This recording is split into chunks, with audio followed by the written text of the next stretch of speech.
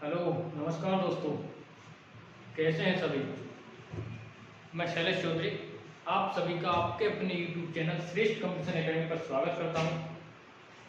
आज हम बात करेंगे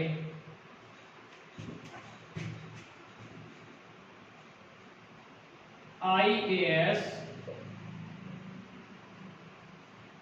और PCS अर्थात यूपीएससी और यूपीपीसीएस को लेकर के चर्चा करेंगे।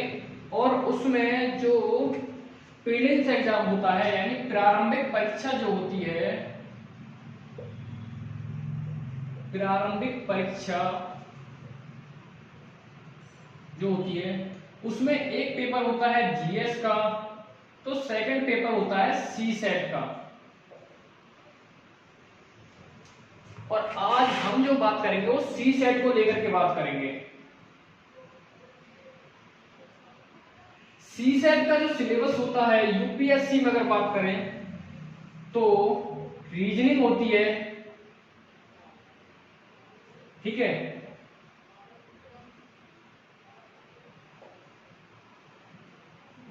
10th लेवल तक का मैथ्स होता है और कंप्रेहेंसिव होते हैं, कंप्रेहेंशन वगैरह, ठीक है। तो 3 टॉपिक होते हैं इसमें। अगर हम बात करें यूपीपीसीएस की तो ये तो होता ही होता है, इसके साथ ही हिंदी और इंग्लिश से भी क्वेश्चन होते हैं,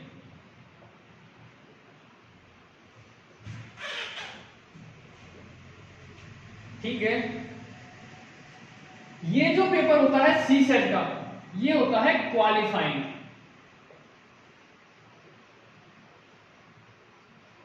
क्वालिफाइंग पेपर होता है ये, केवल इसमें से हमें 33% मार्क्स लेके आने होते हैं।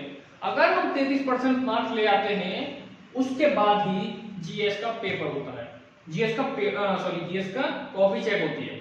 जीएस का जो पेपर होता है यही मेरिट बनाता है, यानी मैथ्स के लिए क्वालिफाई करता है। इसमें हम सीसेट में जो आज हम बात करेंगे वो मैथ्स को लेकर के बात करेंगे। और आज मैथ्स का पहला टॉपिक पर भी हम चर्चा करेंगे,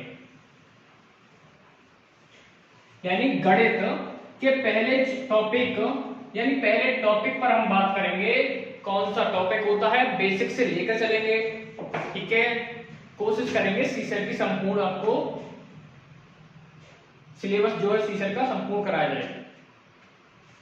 तो पहला जो टॉपिक अगर हम बात करें आज, तो हम बात करेंगे नंबर सिस्टम को लेकर के, यानी संख्या पद्धति को लेकर के। संख्या पद्धति से पहले हमें संख्या को जानना जरूरी है। और संख्या से पहले, ठीक है, संख्या को जानने के लिए हमें जानना होगा, सबसे पहले हमें जानना होगा प्राकृतिक संख्या कौन सी होती है, यानी बेसिक से लेकर बात करेंगे हम प्राकृतिक संख्याओं पर बात करेंगे, यानी नेचुरल नंबर।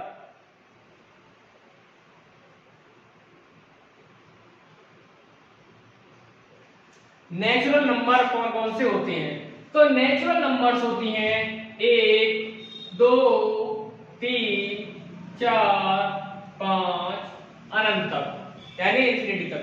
1 2 3 4 5, यानी 1 से जो स्टार्ट होती है वो हमारी क्या होती है, प्राकृतिक संख्या। उसके बाद होती है पूर्ण संख्याएं, यानी होल नंबर।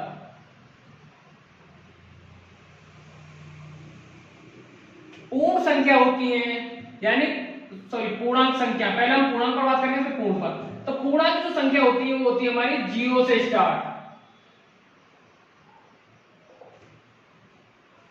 ठीक है। उसके बाद हो जाती है पूर्ण संख्याएं। तो पूर्णांक संख्या होती है इनफिनिटी से माइनस की संख्याएं, यानी जो नेगेटिव संख्याएं होती हैं, नेगेटिव से लेकर के पॉजिटिव तक लेकर के इन्फिनिटी तक, यानी नेगेटिव इन्फिनिटी से पॉजिटिव इन्फिनिटी अनंत तक हमारी होती है पूर्ण संख्याएं। ठीक है। इसके साथ ही कुछ संख्या होती हैं हमारी सम संख्या होती हैं, विषम संख्याएं होती हैं। तो हम सम और विषम पर भी बात कर लेते हैं। तो जो सम संख्याएं यानी एवन नंबर जो होती हैं, सम संख्या होती है हमारी 2, 4, 6, 8 या 0। अर्थात साधारण बात करें तो जिन संख्याओं के अंत में 2, 4, 6, 8, 0 आता है वो संख्या सम संख्या होती है। या यूं कहें कि जो संख्या 2 से डिवाइड हो जाती है, विभाजित हो जाती है, वो संख्याएं सम संख्या होती हैं। विषम संख्या की अगर हम बात करें, और नंबर विषम संख्या की अगर हम बात करें, तो विषम संख्या होती हैं 1, 3, 5, 7, 9। यानी जिन संख्याओं के अंत में 1, 3, 5, 7, 9 आता है वो विषम संख्या होती हैं। ठीक है। या यूं कहें कि जो संख्याएं 2 से विभाजित नहीं होती वो सभी हमारी विषम संख्या होती हैं। इसके साथ ही भाज्य संख्याओं की बात करें तो भाज्य संख्या कौन कौन सी होती हैं? भाज्य संख्या होती हैं हमारी, पहले हम बात कर लेते हैं पहचान को लेकर के, भाज्य और अभाज्य को, कि इनकी पहचान कैसे करेंगे। देखो कि भाज्य संख्या क्या होती है? जो संख्या या जिस संख्या के गुणनखंड फैक्टर केवल 2 हो वो संख्या हमारी अभाज्य संख्या होती है। और जिन संख्याओं के फैक्टर 2 से ज्यादा हो वो हमारी क्या होती है? भाज्य संख्या होती है। अब 2 फैक्टर कौन कौन से? तो 2 फैक्टर, एक तो संख्या अपने आप से कटे और एक उसका कोई फैक्टर हो। या यूं कहें हम कोई संख्या जो केवल अपने आप से कटे वही हमारी अभाज्य संख्या होती है। और जो संख्या अपने आप से तो कटती है, एक अन्य नंबर से भी कटे, उसको क्या होती है? हमारी भाज्य संख्या। जैसे हम बात करें कि एक तो देखिए, एक तो सभी को डिवाइड करेगा, एक ऐसा नंबर है वो सभी को विभाजित करेगा। इसलिए मैंने क्या बोला था कि वह संख्या, जैसे एक बात करें, हम पहचान करें, इसके फैक्टर देखें तो इसका फैक्टर क्या है? 1। ये 1 से तो विभाजित होगी, लेकिन इसका अगर अन्य फैक्टर है तब तो ये भाज्य है, अन्यथा ये अभाज्य नहीं है। अभाज्य भाज्य कुछ नहीं, ये केवल क्या है? प्राकृतिक संख्या है। एक क्या है? प्राकृतिक संख्या है। ठीक है। अगर हम बात करें 2 की, इसके फैक्टर करें तो 2 अपने आप से कटेगी, 1 से तो सभी कटेंगी, तो अपने आप से कट रही है, इसका कोई अन्य फैक्टर नहीं है, तो ये क्या होगी? हमारी अभाज्य संख्या। क्या होगी? हमारी भाज्य संख्या।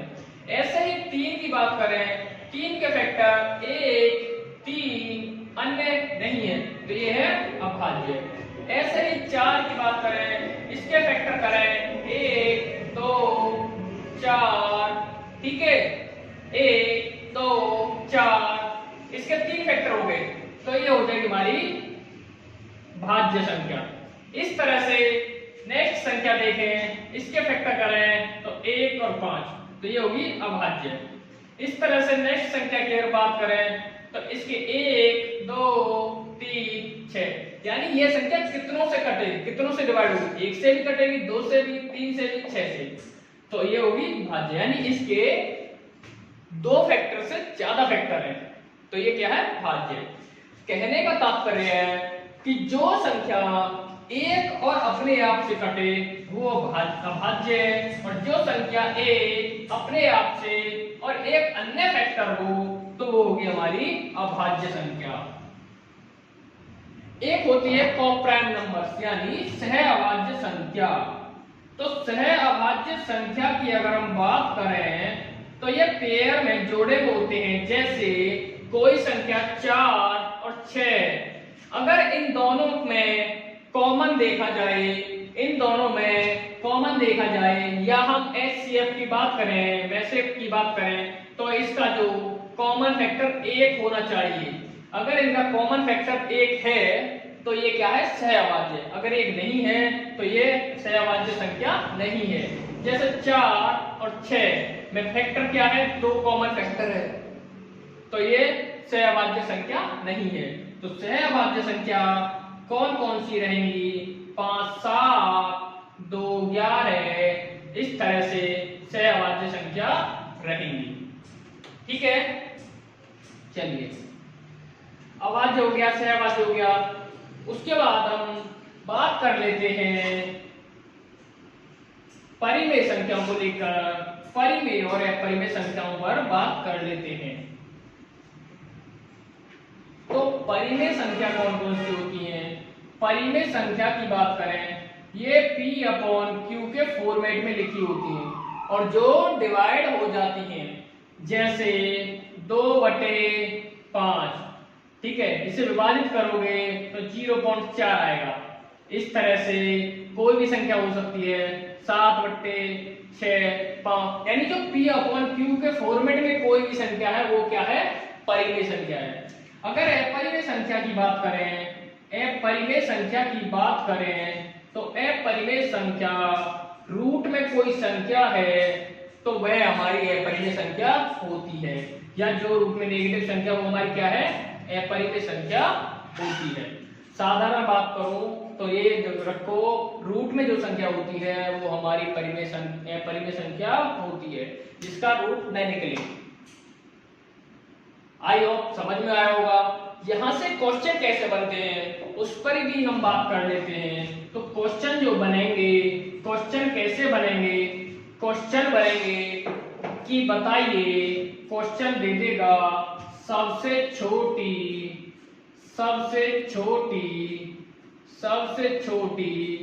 भाज्य संख्या क्या है। तो सबसे छोटी भाज्य संख्या क्या है, ऑप्शन दे देगा तुम्हारे पास 2, 1, 4, 6। तो मैंने अभी बताया था जिस संख्या के खुद से स्वतः और 1 से अलग फैक्टर हो वो हमारी भाज्य संख्या होती है। तो 2 की बात करें तो इसके 2 और 1 ही फैक्टर हैं, तो ये भाज्य संख्या नहीं है। इसकी बात करें, इसका 1 ही फैक्टर, तो ये भाज्य संख्या नहीं है। अब तुम्हारे पास ये 2 ऑप्शन बचे हुए हैं। इसमें बात करें तो 2 अभाज्य है, 2 के बाद 3 भी अभाज्य है, तो चौथी क्या है, ये भाज्य। इसके फैक्टर 1 2 4 है। तो सबसे छोटी भाज्य संख्या क्या है, 4। अब बात करें सबसे छोटी अभाज्य संख्या को लेकर, सबसे छोटी अभाज्य संख्या को लेकर अगर हम बात करें तो सबसे छोटी अभाज्य संख्या होती है, ऑप्शन दे दे तुम्हारे पास 1 2 3 4। तो सबसे छोटी 1 हमारी प्राकृतिक संख्या है, 2 हमारी अभाज्य संख्या है, तो सबसे छोटी 2 ही हमारी अभाज्य संख्या है। इस तरह से क्वेश्चन कैसे भी पूछ सकता है।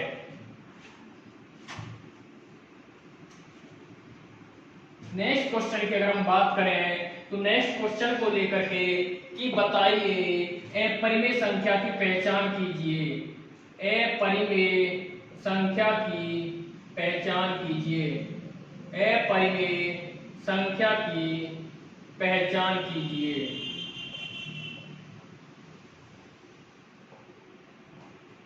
ऑप्शन दे देगा तुम्हारे पास रूट के 69, बी दे देगा 2/5, सी दे देगा माइनस के 32, डी दे देगा रूट में 71।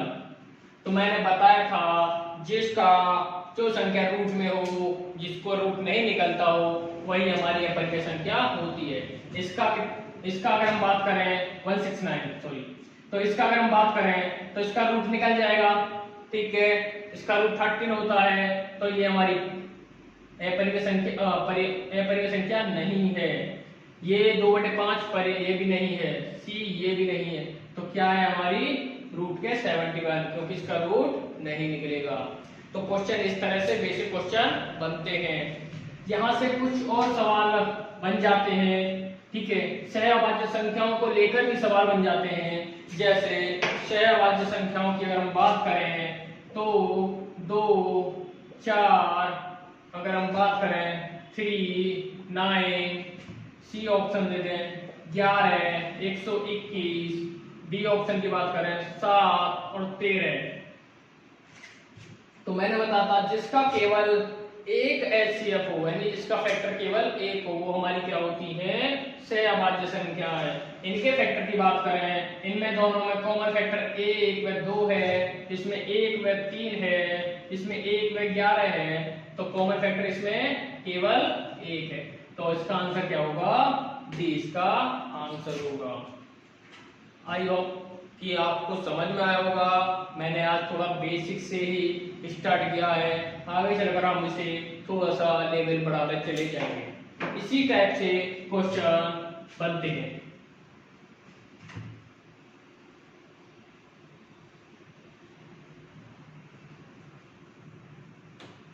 और भी क्वेश्चन बनते हैं, इसमें बोर्ड मास के क्वेश्चन भी बनते हैं, यानी ब्रैकेट डिवाइड जो रूल होता है, यानी कोई संख्या है, इस तरह से जो क्वेश्चन बन जाते हैं, इसको जो सॉल्व करने का ये रीजनिंग में भी आता है, मैथ में भी आते हैं, तो ये हमारे बोर्ड मास पर निर्भर करता है।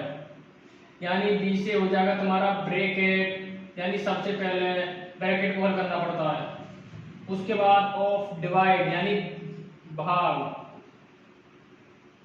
फिर मल्टीप्लाई, उसके बाद ऐड और फिर सबट्रैक्ट। इस तरह से सॉल्व किया जाता है।